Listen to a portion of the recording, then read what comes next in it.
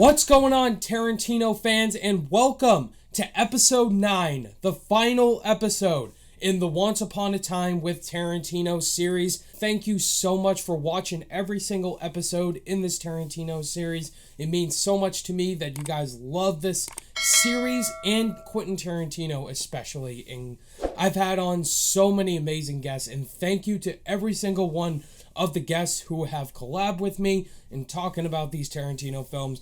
Guys, all of their channel links are going to be in the description below, so please go subscribe to them and check them out. They deserve your support.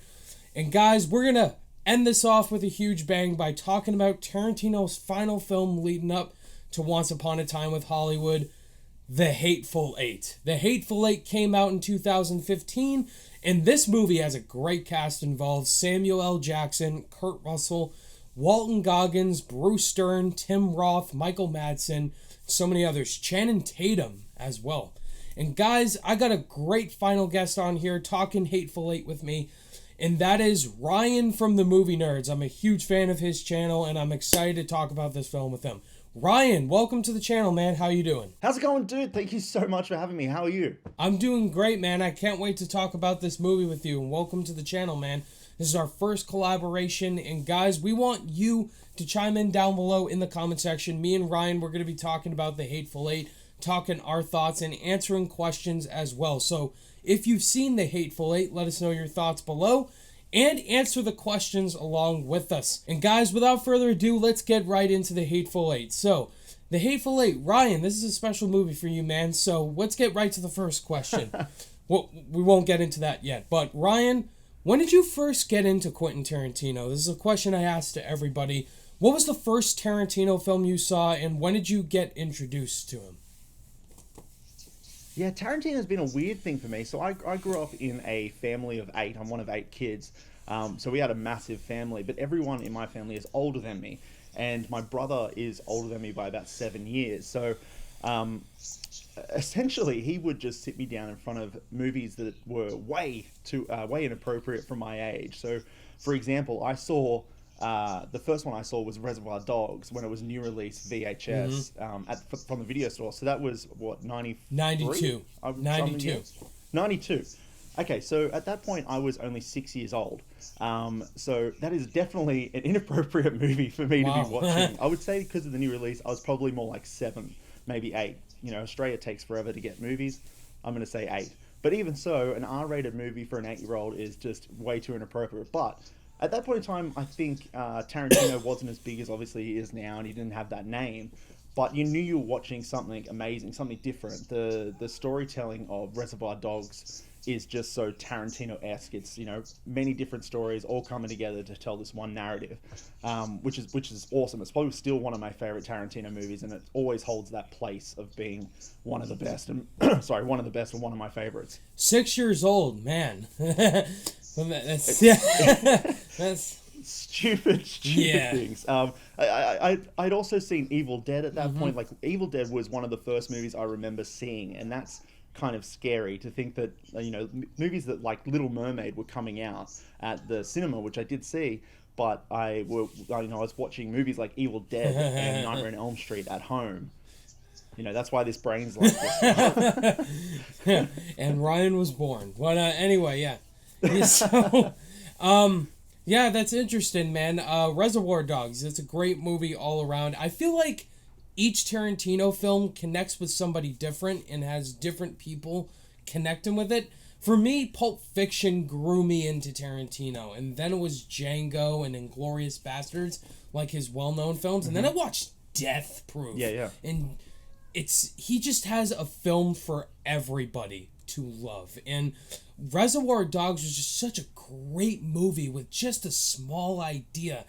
And like each of his movies, they have one small idea, but it's just full of dialogue. And I just love what Tarantino has done with all of his movies leading up to The Hateful Eight. Now, The Hateful Eight, like, this was such a huge movie. Like, if you talk about Star Wars The Force Awakens and Avengers Age of Ultron, but dismissing those films, this was my most anticipated film of 2015, because Tarantino, like, it seemed like he was going back to those mystery westerns like Django, But for this movie, it's a Western with Clue involved, and I just loved all the trailers for it.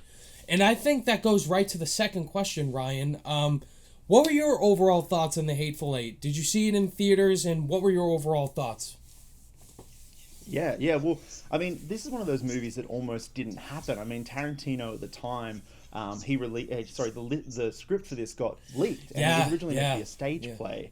And so having that happen to him, he was just like, I'm not making this thing. So I never thought we were going to see it. I thought we were just going to get the end of Tarantino at this point.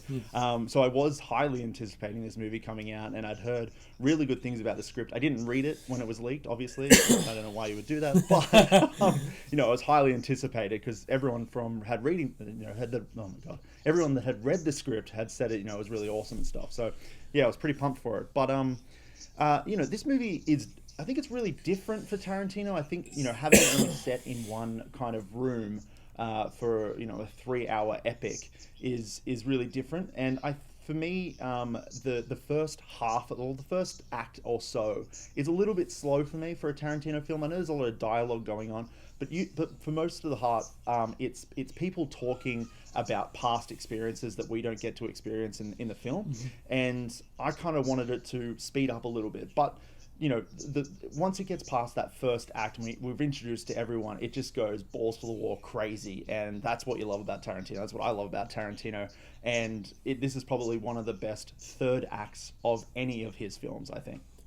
I completely agree about the first act, Ryan. Like, the first act is really slow, but it definitely gets very interesting once we get to the haberdashery. Like, the first act is good, but it definitely takes a while until we get to the haberdashery, and it didn't feel as invested as other Tarantino films, but once we get to that haberdashery, man, I agree. The third act is absolutely incredible. Now, you saw this in theaters, right? Because when this was released, it apparently had an intermission as well as was shot in 70 minutes. Did you get that? Because I didn't get that in my theater. I had a really interesting experience. I actually saw this with Quentin Tarantino, Samuel L. Jackson, and Kurt Russell. We will get into that. The third question, I wasn't sitting right next to them, but they were in the theater with us, which was just a crazy experience. That was crazy, But yeah, but we had the 70 mil, we had intermission, and we also got a playbook.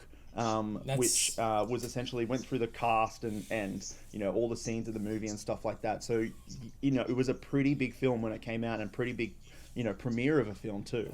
That surprised me that you showed me that video, but we'll get into that in the third question, man, because I have a lot to ask you about that. But so my thoughts on The Hateful Eight, I really love The Hateful Eight. Again, there's not one Tarantino film I hate.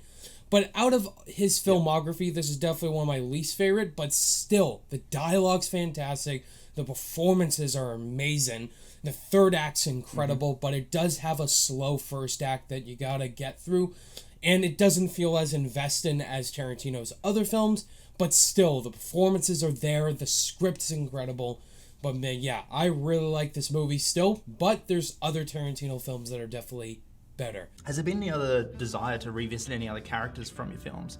Like maybe making a whole movie about Honey Bunny and Pumpkin? Well, I thought about that a long time ago. I don't think I would do that now. All right, but I had a whole bunch of interesting ideas for possible sequels I could do to Pulp Fiction back then. I don't think I was going to do a Pumpkin Honey Bunny movie, but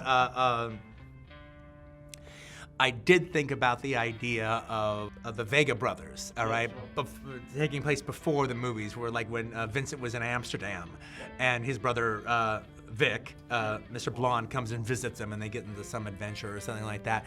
And then I did think of a movie of Jules, all right, just out, walking the earth. Well, I have actually a fan question that got thrown out to us. He was saying that when writing a dialogue, do you have any conversation? Do you have the conversations with yourself, or do you have someone sitting with you that you can talk to when you're writing it down?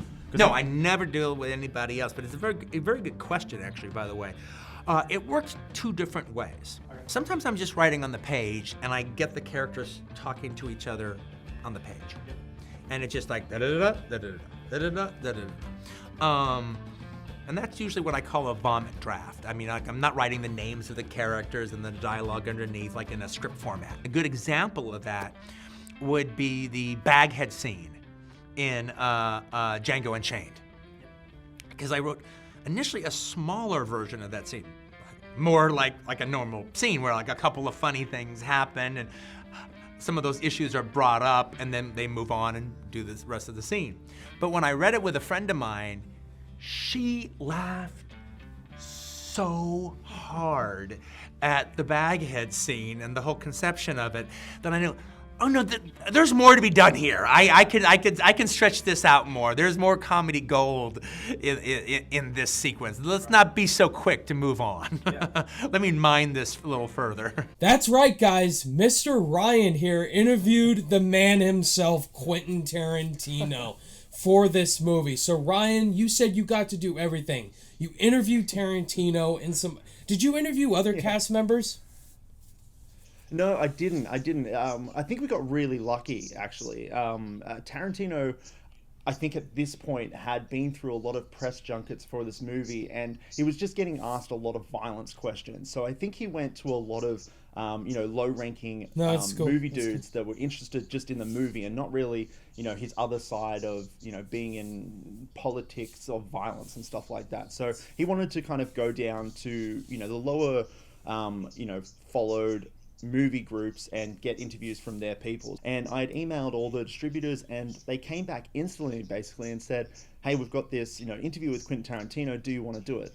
Do I want to do it? Yes, I want to do it. I'm already there. I'm waiting for it, essentially. What a question. Of course I want to do it. So I didn't think this thing was even going to happen. And then it did happen. And I'm sitting in a room with me and Quentin Tarantino. And it is probably the most surreal thing you've ever had in your life happen. Were you shaking? 3 weeks before this. Oh, shaking is an understatement. I was like, that's got to be intense, before. Yeah. And like, because this is the first interview really that I've done for the site, the first thing that's really big and successful for the site. And I'm just like, I'm giddy like a schoolgirl and just like shaken like there's no tomorrow. But, once we actually sat down and I shook his hand and we started talking, it was just like old movie dudes talking to each other. It was so good. It's probably one of the funnest things I've ever done, I think. That's great. It kind of felt like you're in a Tarantino movie because you like you said, you guys were just talking like back and forth. Yeah. Dude, that's incredible, man. Meeting a man like Tarantino, that's got to be really nerve-wracking at first, but he seems like an awesome guy and he just has a passion for film. So that's that's incredibly awesome, man, that you got to do that. So with the Hateful Eight, you interviewed Tarantino, you saw this movie all around. Let's talk about the characters in this movie. And this goes to question 4. Ryan, who's your favorite character in this film?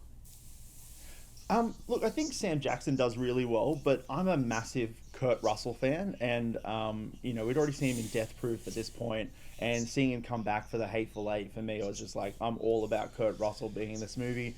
And him playing the Hangman, I think he was really cool. He was pretty...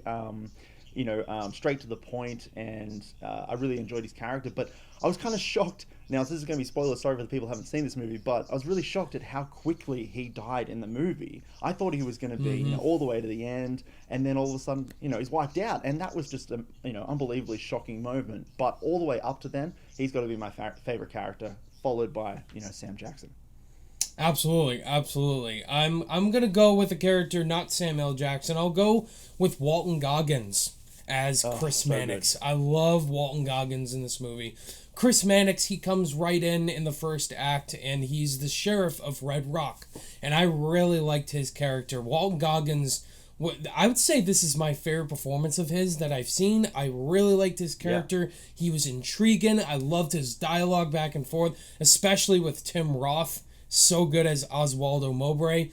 And just his interaction with each and every cast member is so good. Like, I just love how his character survived all the way to the end with Sam Jackson when he was reading Abraham Lincoln's letter. That's so good. I love out of like Samuel Jackson's obviously my favorite character, but in here he's definitely my favorite because of how investing he was and entertaining. Yeah, for sure. He played one of those characters when I almost didn't believe that he was still the sheriff. Like, I kind of thought that story is not going to make it to the end. I feel like he's going to come out as being maybe the head of this gang or something like that. Like, something's going to switch towards the end. But then he was still the sheriff by the end of it. So, it was good though. I really did like him. He's usually playing the bad guy. Bad guys, He's never really getting enough screen time or enough dialogue. But here he got to really shine as a character for sure. He's one of the best for sure. Another person we forgot to mention, Jennifer Jason Leigh, was fantastic as Daisy Domergue. Yeah. Academy Award nominee. Great. Okay, now let's go to question 5, Ryan. What's your favorite scene in this film?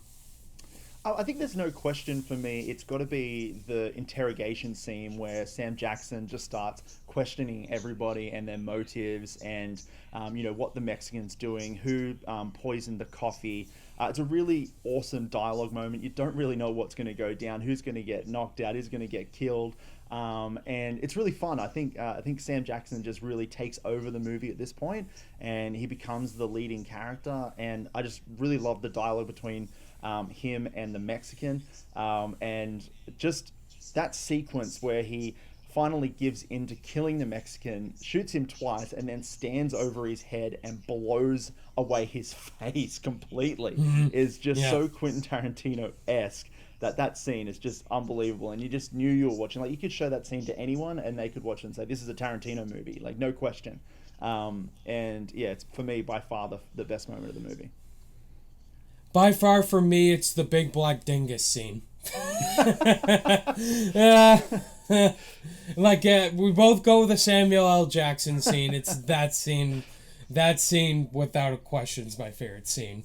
I'm not going to quote all the lines because it's inappropriate, but you guys know what scene I'm talking about when he's talking to Bruce Dern about his son. Your son, man, to get a cold... Your son was cold, and to get a blanket... it's so good. I would say this is Samuel L. Jackson's, best acted performance since Django. Sure. Pulp Fiction's obviously his best, but this is so good. So Ryan, if you have a least favorite scene, what would your least favorite scene be?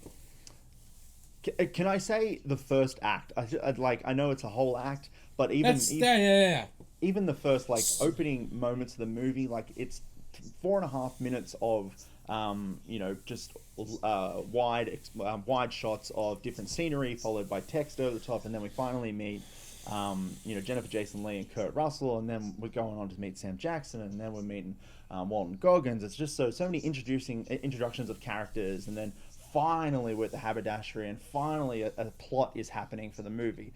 And I just think it's really slow, and for a 3-hour movie with an intermission, I think those sequences could have been sped up or even cut down. We didn't need this much dialogue. And it was still good. It was we're talking about a Tarantino movie, so it's still really good. But I think there are the moments for me I would have cut down on or taken out of the movie in some cases. But that's talking about a good movie and the worst scene in the movie. So yeah, I'm in the same ballpark. The first 10 minutes, the scene when they're opening up with the wagon stopping Samuel L. Jackson. It's a 20-minute long dialogue conversation, and it didn't need to be that long. And then it takes about 10 to 15 minutes till we get introduced to Walton Goggins. And then, 50 minutes in, they're at the haberdashery. So I do agree the first act is the weakest act for sure. I will say, though, I love the opening tracking shot of the cross with Ennio Morricone's Oscar-winning score playing, which is a homage to John Carpenter's The Thing soundtrack. Bestiality, I think that's what it's called. I really like that opening track and shot. That's my favorite in the first act. But I do agree the first act is too long and too dragged out. But yeah, it's great. I think also this is one of his only movies that doesn't start off with a big opening scene. Pulp Fiction opens up with Honey Bunny and taking over that robbery scene. So we've got a big action sequence for that kind of happening. And I know there's not much action shown, but it gets you into the movie straight away. Whereas this movie, it just takes so long to get into it that it's just those moments for me that I wish were sped up. But yeah, it does open up with a song for sure. But it felt different compared to other ones. So, Ryan, if you directed The Hateful Eight, what would you do differently with your issues? How would you fix them all around? How would you do it differently than what Tarantino did? How do you do differently than Quentin Tarantino? What a question. So that is a difficult question. How would you fix those issues? Well, I mean, I think nothing on Quentin Tarantino. I'm not telling you how to do your job because that is completely unfair of me. You suck. Exactly. It'll be my luck that for some benign reason he will see this video and be like, that guy from Movie Nerds, I'm gonna have a word to him. But I'm gonna have some words with him. It wouldn't go like that. It'll be a lot of swearing to begin with. But no, I think I would have opened up on a bit more of an action sequence. Maybe the Hangman, getting Jennifer Jason Leigh to open it up. Just like a quick shot of her, maybe throwing her into the cart and then moving on from there. May have sped up or may have put some more action and excitement at the start of the movie. I think outside of that, that's the only real thing I would have changed. I do really enjoy the way the story flows on, how they get to the haberdashery, and then once we're in there and everything's already starting to go on balls to the wall, we find out, how the gang members actually took over the haberdashery. I think that's all really awesome. So really, Channing Tatum, yeah, it's just the first act that I would think about changing, and it's not so much the shots or anything. It's really it just needs to be sped up. Like, we need to get into the movie, be a little bit quicker. I agree. Yeah, I would have opened with the perspective of each character, and I was shown Walton Goggins as well, where he starts off, where Daisy Domergue and John the Hangman start off, and then we get to Sam Jackson. I think he should have ended it off, and yeah, it could have flowed a little bit better, the opening, but compared to the rest, I love the way Tarantino films the haberdashery stuff. Oh, we get that scene of how they got to the haberdashery first with Channing Tatum, who's revealed to be Daisy Domergue's brother, which was cool how they set that all up. That was awesome. But yeah, I would have shown perspectives of each character and where they started off. For sure. So, Ryan, have you seen all of Tarantino's films? Yeah, I have, yeah. Even including a lot of the ones that he's just popped up as an actor, like From Dusk Till Dawn, and he wrote True Romance and stuff. But yeah. So where does this film rank out of Tarantino's directed films for you? It's hard because I do really enjoy it, but Tarantino has had such a really awesome success rate with his movies that it kind of does fall down, the bottom end of his films. The gore in this movie is probably one of the highest. Like him Sam Jackson blowing away, the Mexican, incredible. But yeah, for the storyline and how it flows, it would probably sit. Just trying to think what might be below it. Just going through them in my head. It might, it'd sit below. I think, I really like Jackie Brown, but I think Jackie Brown is one of the slowest of his films. So I would say it sits just above Jackie Brown, and Jackie Brown for me would be the bottom. Interesting. But I still really enjoy it. Interesting. I have Jackie Brown in the top 5, but for me, this goes number 7. So okay. Tarantino counts Kill Bill as one movie. I would put this at number 7, just above Death Proof.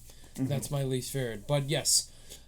Yeah, so guys, that does it for our discussion on The Hateful Eight. Guys, what did you think of this discussion?